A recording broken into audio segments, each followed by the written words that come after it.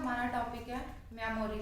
Memory में primary, secondary, hard disk, solid state disk, pen drive, ये सब मैं आज अपने वीडियो में बताने वाली हूँ। और ये सारे क्वेश्चंस आपके हर कंपटीशन एग्जाम में या जो भी basic level of computer bachelor के जो भी कोर्स है उनमें पूछा जाता है। जैसे कि एग्जाम्पल जो भी एग्जाम है, रेलवे के एग्जाम में, एसएससी में, जहाँ पर भी कंप्यूटर की बेसिक नॉलेज से आएगा वहाँ इसके क्वेश्चंस आते हैं। तो वो सारे आज इस वीडियो में हम कवर करेंगे, ठीक है। तो हमारा टॉपिक है क्या है, मेमोरी। तो मेमोरी हमारी दो टाइप की होगी, प्राइमरी मेमोरी और सेकेंडरी मेमोरी। प्राइमरी में आपके पास आएंगी रैम, रोम और कैश मेमोरी, और सेकेंडरी में आएगी solid state disk, hard disk, pen drive, floppy. Floppy पहले यूज होता था, आजकल यूज नहीं होता है, ठीक है। आज हम इन सारी मेमोरी को इतना क्लियर और सिंपल तरीके से बताएंगे कि अगर आप कंप्यूटर साइंस के स्टूडेंट नहीं भी हो तो भी वो कंसेप्ट इतना क्लियर होगा कि लाइफ टाइम आप उसको कभी नहीं भूलोगे, ठीक है। तो स्टार्टिंग हम करते हैं रोम से। रोम क्या होता है, ROM। रोम मीन्स रीड ओनली मेमोरी। ये वो मेमोरी होती है जो कि कंपनी इसको इनबिल्ट करके सिस्टम में भेजेगी, ठीक है। इसका मतलब ये आपका काम नहीं करेगी, इसके अंदर कुछ लिखा हुआ है और वो परमानेंट है और वो ही काम होगा इसमें। कैसे होगा, क्योंकि ये क्या होती है, इंस्टॉल होती है मदरबोर्ड। सीपीयू के अंदर क्या होता है, एक मदरबोर्ड होगा, सॉरी, मदरबोर्ड के ऊपर सीपीयू, रैम, रोम सारी चीजें होती हैं, ठीक है। ये हम नेक्स्ट वीडियो में बताएंगे कि मदरबोर्ड क्या होता है, लेकिन आज हमारा टॉपिक क्या है, मेमोरी। तो हम उसमें बताएंगे कि रोम जो है वो कहाँ पर इनबिल्ट होती है, मदरबोर्ड में, ठीक है। उसमें क्या होगा, इनबिल्ट सॉफ्टवेयर होता है और ये परमानेंट होती है। परमानेंट का मतलब क्या है, ये नॉन वोलेटाइल मेमोरी है। नॉन वोलेटाइल का मतलब क्या है कि जब पावर कट हो जाएगी, मान लो बिजली चली गई आपकी, ठीक है, तो भी इसमें जो भी डेटा लिखा हुआ है वो एज इट इज रहेगा, वो परमानेंट है, वो कभी भी इसमें से डिलीट नहीं हो सकता है, ठीक है। नॉन वोलेटाइल है तो इसको क्या बोलते हैं, फर्मवेयर, ठीक है। फर्मवेयर, फर्म का मतलब क्या होता है, दृढ़। कई बार हम ऐसे नहीं कहते जैसे हमारा दृढ़ निश्चय, ये मतलब वो चीज उसी पे स्टेबिलिटी वो रहेगी, चाहे कितनी बार भी पावर कट हो ना हो, वो चीज उसमें रहेगी हमेशा, ऑलवेज। रोम में जो लिखा गया वो उसमें परमानेंट रहेगा। इतनी बात क्लियर हुई आपको, ठीक है।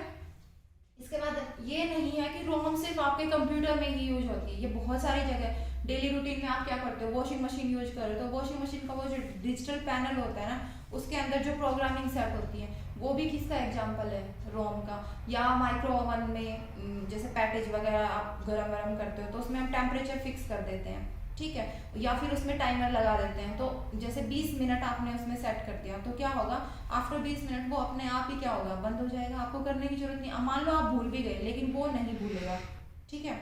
तो वॉशिंग मशीन में जैसे कपड़े आपने डाल दिए, ठीक है, उसमें साइकिल है, कोई कैसे कपड़े धोने की मशीन है, कोई कैसे, तो उसमें कितने राउंड पे, सपोज करो कि बीच में आपकी पावर कट हो गई, तो ये नहीं है कि वो कपड़े फिर से स्टार्टिंग से धुलना शुरू हो जाएंगे। मान लो कि 20 राउंड्स लगाने थे उस मशीन को और 4 राउंड पे क्या होगा, पावर सप्लाई फेल हो गई, पावर कट हो गई।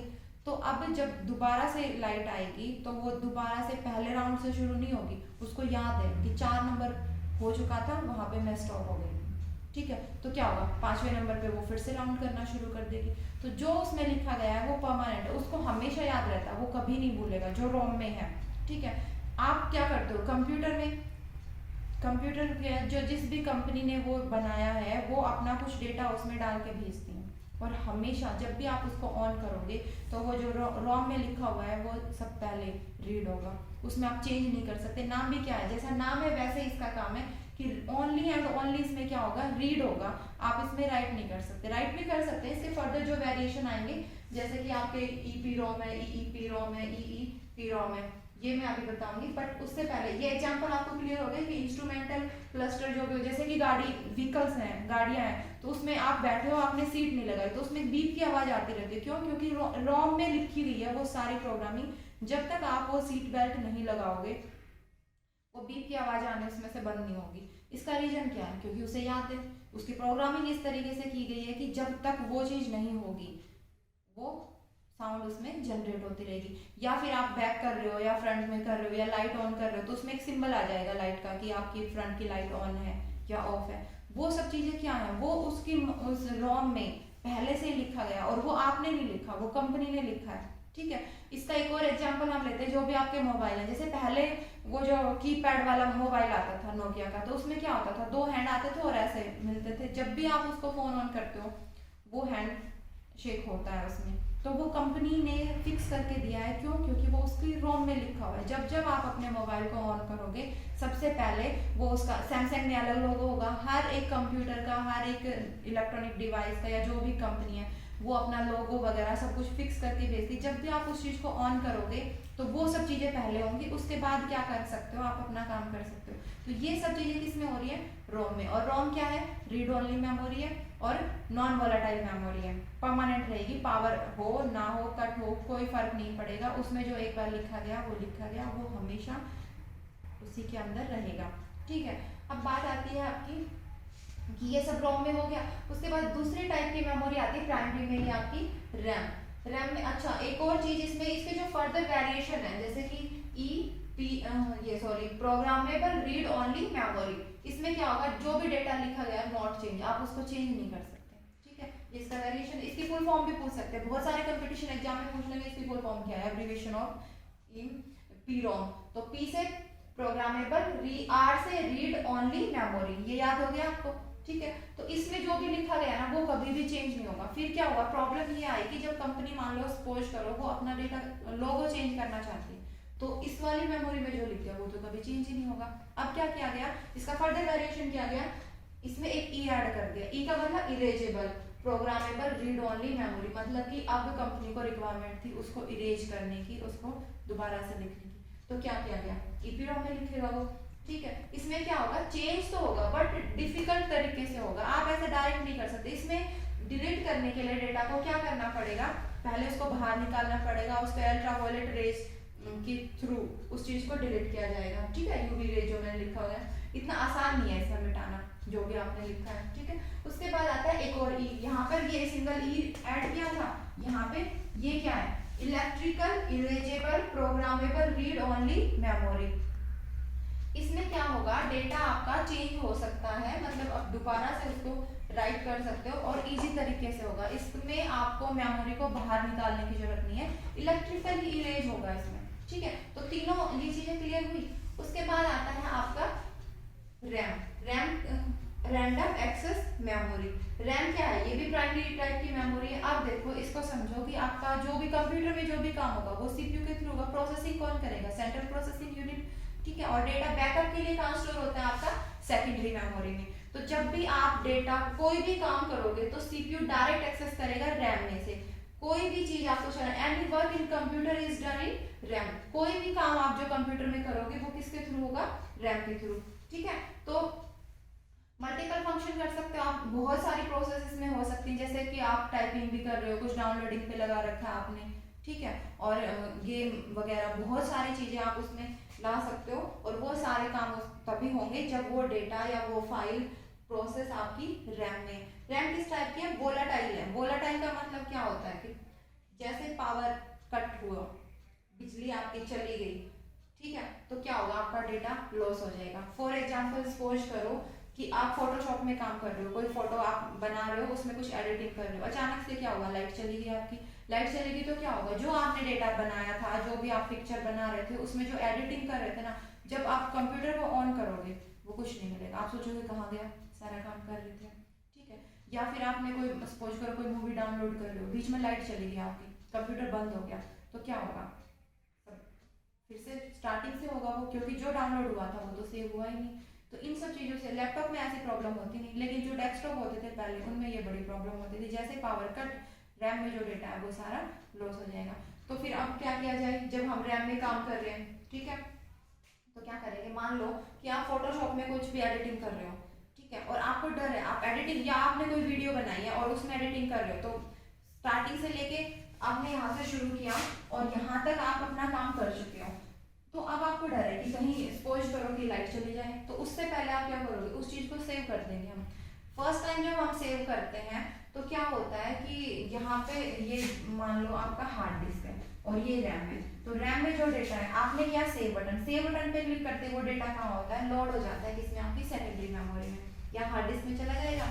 ठीक है, फिर आप उसमें कुछ और एडिटिंग करो यहाँ तक और आगे, फिर आप क्या करोगे, अब बार बार सेव करोगे तो वो उसी के आगे सेव होता जाएगा। लेकिन सेव और सेव एज कमांड दोनों में डिफरेंस क्या है कि सेव एज में वो क्या करेगा, फर्स्ट टाइम आपसे नेम पूछेगा, ठीक है, तो आपने सेव एज कर दिया, यहाँ से यहाँ तक वीडियो एडिट की, ठीक है, सेव एज कर दिया, फिर से अब यहाँ इतना और आपने उसमें मॉडिफाई कर दिया कुछ, अब आप क्या चाहते हो ये भी उसी फाइल में उसके आगे ऐड हो, तो दोबारा से सेव एज करने की जरूरत नहीं है आपको। आपको क्या करना है, सिर्फ सेव बटन पे क्लिक करना है, या शॉर्टकट कमांड भी यूज कर सकते हो, कंट्रोल एस कर दो, तो उसी में वो चीज ऐड हो जाएगी। फिर मान लो कि जैसे आपने सेव कर दिया और फिर आपने थोड़ा सा और एडिटिंग कर दी और यहाँ पर मान लो पावर कट हो गई, तो पावर कट होने के बाद और आपने जो सेव नहीं किया था, अगर वो डेटा इतना आपका मॉडिफाई हो चुका है और फिर पावर कट गई तो वो चीज आपको नहीं मिलेगी। लेकिन हाँ, यहाँ तक आप सेव कर चुके हो, तो इसका बचने का तरीका क्या, आप बार बार जो भी काम कर रहे हो उसको सेव करते रहो।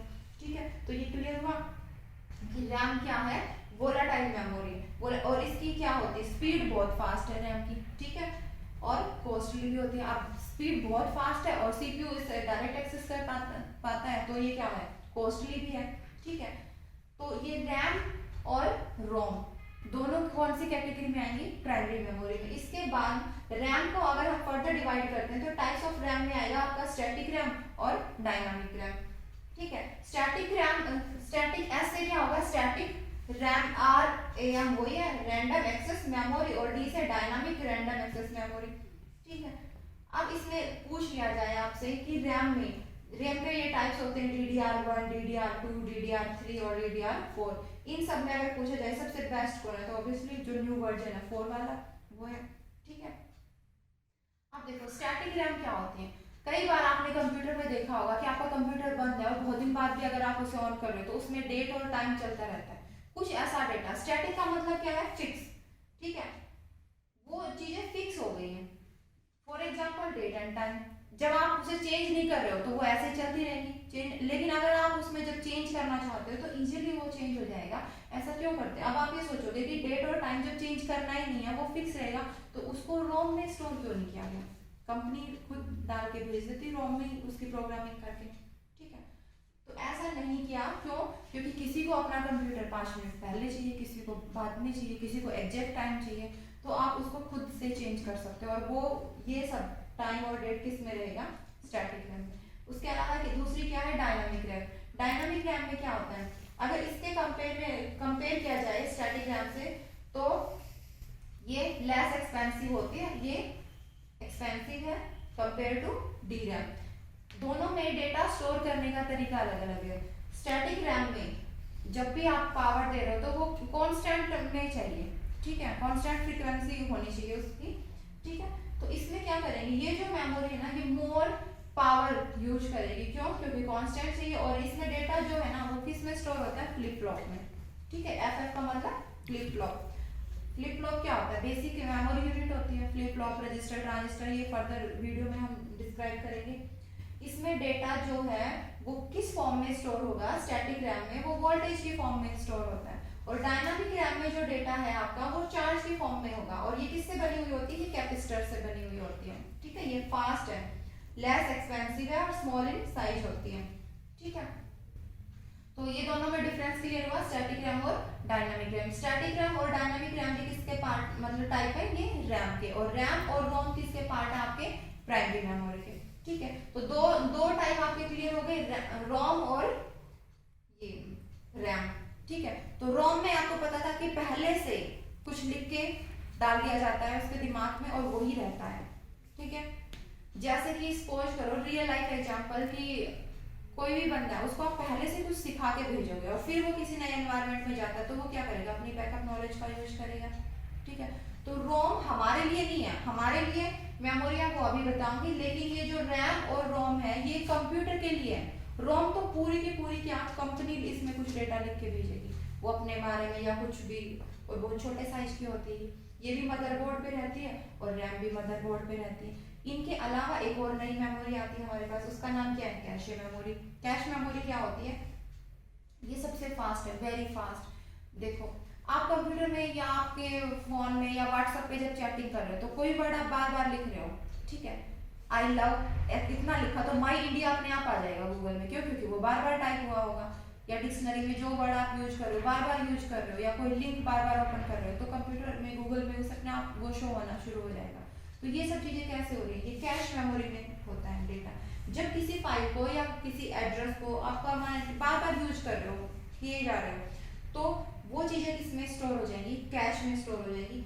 वेरी फास्ट मेमोरी है ये इन सबके कंपेयर में, ठीक है। और सबसे ज़्यादा क्लोज जो रहती है सीपीयू के, वो कौन सी मेमोरी होती है, कैश। और ये किस लिए यूज करते हैं, ये स्पीड अप के लिए हम यूज करते हैं, ठीक है। और अगर आपसे क्वेश्चन पूछा जाए कि लेयर्ड मेमोरी कौन सी, तो लेयर्ड मेमोरी का आंसर हमेशा क्या होगा, कैश मेमोरी। इसमें लेयर होती है L1 L2 L3, ठीक है। इनमें फिर अलग से मैपिंग होती है, तो वो बहुत डिटेल में चला जाएगा। बट बेसिक अगर पूछा जाए कि व्हाट इज कैश मेमोरी, तो कैश मेमोरी आप बता दोगे कि क्लोज होती है सीपीयू के, और ये बहुत छोटे साइज की होती है।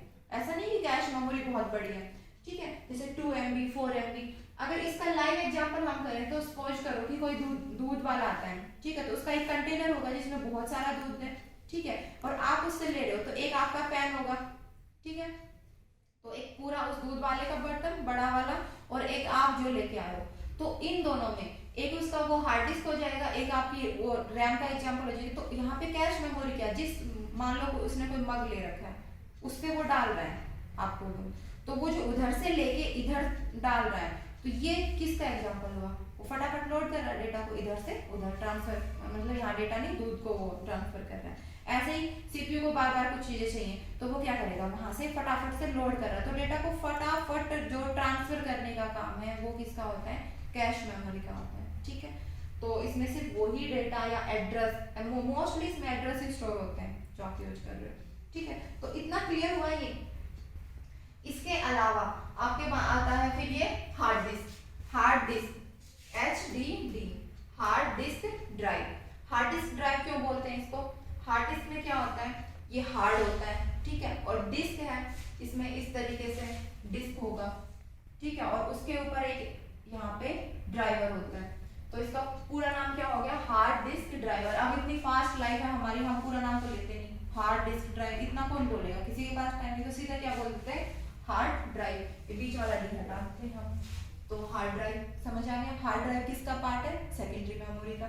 सेकेंडरी मेमोरी क्यों यूज करते हैं, ये यूजर के लिए होती है, और इसमें हम क्या करते हैं, अपना डेटा बैकअप के लिए यूज करते हैं, ठीक है। प्राइमरी मेमोरी किसके लिए थी, कंप्यूटर के लिए थी। सेकेंडरी मेमोरी हमारे यूज के लिए, जैसे कोई भी मूवी है, सॉन्ग्स हैं, सब कुछ, कोई फोटोशॉप का सॉफ्टवेयर है, MS ऑफिस है, सब कुछ लिया और उसमें डाल देते हैं हार्ड डिस्क में। किसी की शादी हो रही, शादी का वीडियो बनाया, तो और फिर उसको हम क्या करते हैं, कंप्यूटर में डाल देते हैं। तो कंप्यूटर में कहाँ जाएगा वो, मेमोरी में।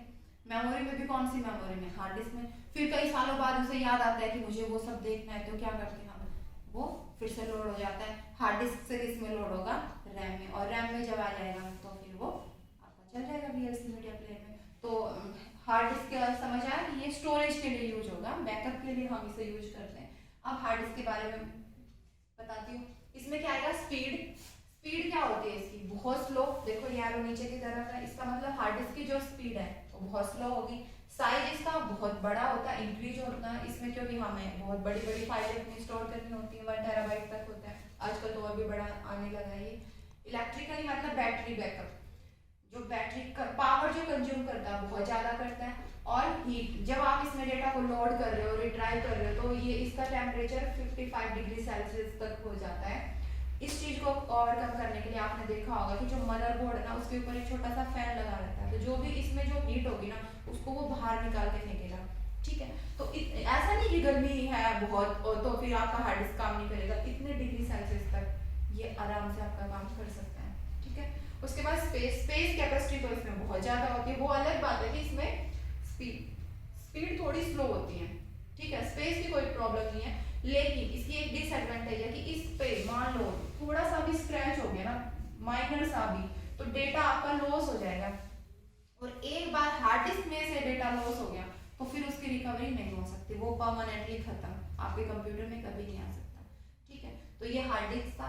आजकल जो भी लैपटॉप आ रहे हैं न्यू, उनमें ये चीज आ रही है सॉलिड स्टेट डिस्क, SSD। ये क्या है, एडवांस वर्जन है, और ये बहुत कॉस्टली है SSD, किसके कंपेयर में, हार्ड डिस्क के कंपेयर में। इस जब एडवांस वर्जन है तो इसमें सारी चीजें एडवांस होंगी। इसमें क्या होगा, स्पीड इसकी बहुत फास्ट है, ठीक है। साइज इसका स्मॉल है, बैटरी बैकअप भी इसमें कम लगेगा आपका, और स्पेस कैपेसिटी भी क्या होगी, कम होगी। स्पेस कम है, साइज भी कम है, और पावर बैकअप भी कम है इसमें, लेकिन स्पीड इसकी फास्ट है, इसी वजह से ये क्या है, कॉस्टली है। देखो हार्ड डिस्क में कोई चीज आप उसको वो ओपन करनी, मान लो कोई आपने मूवी डाली थी, वो उसको स्टोर कर दिया। अब आपको वो रिट्राई करनी है, रैम में बुलाना, तो जैसे ही आप उस पर क्लिक करोगे तो वो लोड होगी और ऊपर कंप्यूटर पे ऐसे एक ग्रीन पट्टी आनी शुरू हो जाएगी जब तक वो पूरी फुल नहीं होगी, वो चीज़ ओपन नहीं होगी। ऐसा किस में होता है? क्यों? क्योंकि स्लो स्पीड है और ये सारा काम किस में हो सकता है? हार्ड डिस्क में। लेकिन SSD में ऐसा नहीं होगा, ये बहुत फास्ट है, एडवांस वर्जन है इसका, ठीक है। तो इसमें भी क्या है, जब आप इसमें डेटा को लोड कर रहे हो, रिट्राई कर रहे हो, तो इसमें भी हीट होगी, लेकिन हीट कितनी हो सकती है? 70 डिग्री सेल्सियस तक, ठीक है। इसमें सपोज करो, अब आपका कंफ्यूजन माइंड में ये आ सकता है कि आप अपने कंप्यूटर में हार्ड डिस्क लगाओ या सॉलिड स्टेट डिस्क, तो मेरा अकॉर्डिंग क्या होना चाहिए? हमें दोनों यूज करनी चाहिए। देखो हमारी रिक्वायरमेंट अलग अलग, जब भी जैसे मूवी, सॉन्ग्स, ऐसी फाइलें हैं आपकी जो सिर्फ आपके इंटरटेनमेंट के लिए है, या न्यूज़पेपर, न्यूज, PDF फाइलें जो बहुत रेयरली आप कभी कभी यूज करोगे, या फिर जिनमें थोड़ा टाइम भी लग जाए तो कोई फर्क नहीं पड़ेगा, तो वो वाली चीजें आप किस में रख सकते हो? हार्ड डिस्क में रख सकते हो। लेकिन जैसे कि आपका विंडो 10 है, एप्लीकेशन सॉफ्टवेयर प्रोग्राम है, ठीक है, वो सारी चीजें विंडो 10 जैसे गेम, फोटोशॉप, प्रीमियम प्रो, और प्रीमियम प्रो में क्या करते हैं हम? वीडियो को एडिट करते हैं, तो गेमिंग, तो अगर इनमें क्या होगा, आप गेम खेल रहे हो वो इतना स्लो स्लो चले तो ऐसे तो सही नहीं है। विंडो में आप कोई काम कर रहे हो और उसकी प्रोग्रामिंग स्लो हो जाए, तो इस तरीके के जो भी एप्लीकेशन प्रोग्राम होंगे ना हमारे, वो सारे हम किस में रख सकते हैं? सॉलिड स्टेट में। और जैसे कि मूवी हो गई, आपके सॉन्ग्स हो गए, वो सारे बैकअप के लिए आप किस में रख सकते हो? हार्ड डिस्क में रख सकते हैं, ठीक है। इतनी बात क्लियर हुई कि हार्ड डिस्क क्या होता है और सॉलिड स्टेट क्या हो सकता है। इसके अलावा आपके सेकेंडरी स्टोरेज में क्या आएगा? पेन ड्राइव और फ्लॉपी। फ्लॉपी पहले यूज होती थी, आजकल यूज नहीं होती है, बहुत छोटे साइज की होती है, 2 MB 4 MB, ठीक है। तो ये दोनों फ्लॉपी और पेन ड्राइव में इससे भी स्लो स्पीड होगी, कोई भी चीज आप पेन ड्राइव में ला रहे हो, वो भी क्या है? बैकअप के लिए। बैकअप के लिए जो भी चीज है वो किस में आएगी? आपकी सेकेंडरी मेमोरी में आएगी, ठीक है। इसके अलावा एक और चीज है ग्राफिक्स। ग्राफिक्स कार्ड आपने सुना होगा, GPU और CPU। GPU का मतलब ग्राफिकल प्रोसेसिंग यूनिट, और ये सेंट्रल प्रोसेसिंग यूनिट। अगर आपसे पूछा जाए कि कंप्यूटर का दिमाग क्या है, तो वो क्या है? CPU। लेकिन अगर कभी किसी कंपटीशन एग्जाम में ये पूछ लिया जाए कि कंप्यूटर की आंख क्या होती है, तो उसका आंसर क्या होगा? GPU। GPU का ग्राफिकल प्रोसेसिंग यूनिट। इसमें क्या करते हैं हम? इसमें पिक्चर और वीडियो, जो कि आप कोई फोटो देख रहे हो तो उसमें क्या होता है? बहुत सारे कलर, सपोज करो कि ग्रीन कलर है, ठीक है, ग्रीन कलर में भी बहुत सारी शेड होंगी, और ग्राफिक्स कार्ड की वजह से ही हम वो सारे कलर देख पाते हैं। आपकी वीडियो में, आपकी पिक्चर में जो भी कलर आपको शो हो रहे हैं फोन में या उसमें कंप्यूटर में, वो सारी चीजें किसके ऊपर डिपेंड करती हैं? ग्राफिक्स कार्ड पे। जितना ज्यादा ग्राफिक्स कार्ड होगा बड़ा, उतने ही आपका पिक्चर क्वालिटी क्या होगी? इंक्रीज होगी। तो जो भी डिफरेंट डिफरेंट कलर की आपको शेड दिखाई देती है, रेड में 20 टाइप्स के रेड होंगे, ठीक है। कहीं जैसे कि कोई सीनरी है आपकी, उसमें लीव्स हैं, कहीं से उस पर धूप आ रही है, तो कहीं लाइट ग्रीन कलर है, कहीं डार्क ग्रीन कलर है, कहीं मिट्टी है, वहाँ पे पत्ते सूखे हैं, बहुत सारे कलर हो सकते हैं उसमें। तो वो सारा इफेक्ट, और बहुत मतलब कि बिल्कुल आपको ऐसा लगेगा कि जैसे कि आप सच में वो चीजें देख रहे हो, सच में कोई पेड़ है। पहले इतना अच्छा नहीं होता था, लेकिन आजकल ये बहुत ज्यादा आता है। और अगर जो भी आप जैसे गेम खेलते हो कंप्यूटर में, तो गेम में तो पॉसिबल ही नहीं है कि गेम आपका रन हो जाए, और वो जो वर्चुअल एनवायरनमेंट जो डेवलप होता है, उसके लिए मोस्ट इम्पोर्टेंट होता है ग्राफिक्स कार्ड। जितना ज़्यादा ये होगा उतनी क्वालिटी आपकी अच्छी होगी। तो जो गेम के लिए, पिक्चर के लिए, वीडियो के लिए इसका होना बहुत जरूरी है।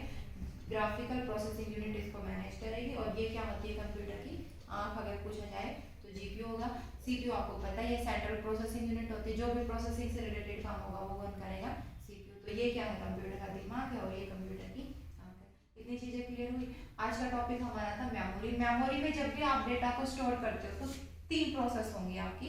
3 प्रोसेस में क्या? फर्स्ट आपका इनकोडिंग, स्टोरेज और रिट्राइव। जब भी आप मेमोरी में डेटा को स्टोर करते हो तो उससे पहले क्या होगा? ऐसा तो नहीं है जैसा जिस फॉर्म में आपने दिया वो वैसे उसकी इनकोडिंग होगी। इनकोडिंग का मतलब यहाँ पर वो कुछ चेंज होगा, या तो बाइनरी कोड में जाएगा, या वोल्टेज की फॉर्म में जाएगा, या ASCII कोड वगैरह, ठीक है। तो जो भी इनकोडिंग, पहले क्या होगा? इनकोडिंग, उसके बाद क्या होगा? स्टोर होगा। स्टोर होने के बाद आप उसको दोबारा से लोड कर, रिट्राइव, हमें लेना भी तो होता है मेमोरी से वो डेटा।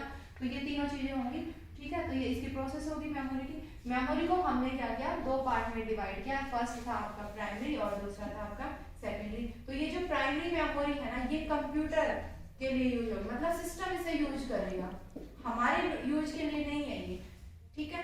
रोम में खुद कंपनी अपने आप लिख के भेजेगी, ये हमारा कहना नहीं मानेगी, ये नहीं है कि जिसका कंप्यूटर है उसका काम करेगी रोम। रोम आपके दिमाग में इसमें पहले ही सेट किया हुआ है कि इसको यही काम करना है। जैसे एग्जांपल दिया था वही हैंडशेकिंग वाला नोकिया के फोन वाला, ठीक है। रैम में डेटा लोड होता है, जहां पर एक्चुअली में काम होगा आपका, क्योंकि सीपीयू डायरेक्ट कम्युनिकेशन किससे कर सकता है, रैम से कर सकता है। कैश मेमोरी आपकी स्पीड अप के लिए यूज होती है, और जो फास्ट डेटा के लिए जो भी एड्रेस या रजिस्टर्स यूज होंगे इसमें, और वो एड्रेस स्टोर करेगी, और इसकी कैपेसिटी बहुत कम होती है। तो ये तीनों किसके अंदर आएंगी, प्राइमरी मेमोरी के लिए। और प्राइमरी मेमोरी मोस्टली किसके लिए यूज होती है, कंप्यूटर के लिए। अब आती है सेकेंडरी मेमोरी। सेकेंडरी में आपका एसडीडी, एसएसडी और पेन ड्राइव और फ्लॉपी डिस्क। फ्लॉपी डिस्क बहुत छोटी होती है, 8 MB या 10 MB की आती थी, आजकल ये यूज नहीं होती। पेन ड्राइव आपको पता ही है, ठीक है। हार्ड डिस्क और सॉलिड स्टेट मैंने अभी बताया, ये एडवांस वर्जन होता है, इसमें इसकी स्लो स्पीड है, इसकी फास्ट होती है, और ये सब हम किस लिए यूज करते हैं, बैकअप के लिए, ठीक है। तो ऐसे डायग्राम, जैसे कि सपोज करो यहाँ पर सीपीयू है, तो यहाँ क्या होगी आपकी रैम होगी, और यहाँ आपका हार्ड डिस्क या सेकेंडरी स्टोरेज होती है। तो डेटा जब भी हम कंप्यूटर पे अपना काम करते हैं, तो यहाँ से वो चीज लोड होकर रैम में आएगी, रैम के बाद फिर उस पर काम होना शुरू हो जाएगा, क्योंकि सीपीयू डायरेक्ट कम्युनिकेशन करता है किससे, रैम से, प्राइमरी मेमोरी से। ऐसे कम्युनिकेशन नहीं होगा, पहले डेटा किस में देखा जाएगा, रैम में नहीं तो रैम का फिर यहाँ से यहाँ तक लिंक होता है, और ये सारा काम दोनों टाइप की मेमोरी में होगा। और यहाँ कहीं बीच में आपकी कैश मेमोरी होती है, जो रैम के और सीपीयू के भी बीच में है, और ये और भी फास्ट है, स्मॉल होगी, और इसमें डेटा क्या होगा आपका, स्टोर होगा, एड्रेस जो आप फ्रीक्वेंटली यूज कर रहे हो वो डेटा कैश मेमोरी में होगा। जिस पे प्रोसेस हो रही है, प्रोसेसिंग चल रही है, वो आपका रैम में होगा, और बैकअप के लिए आप उसको कहाँ करोगे, हार्ड डिस्क में स्टोर करते हो। तो ये हमारा टॉपिक था मेमोरी का। अब इससे कोई भी क्वेश्चन आपका छूटना नहीं चाहिए। अगर आपको अच्छा लगा तो लाइक करें, सब्सक्राइब करें। Thank you.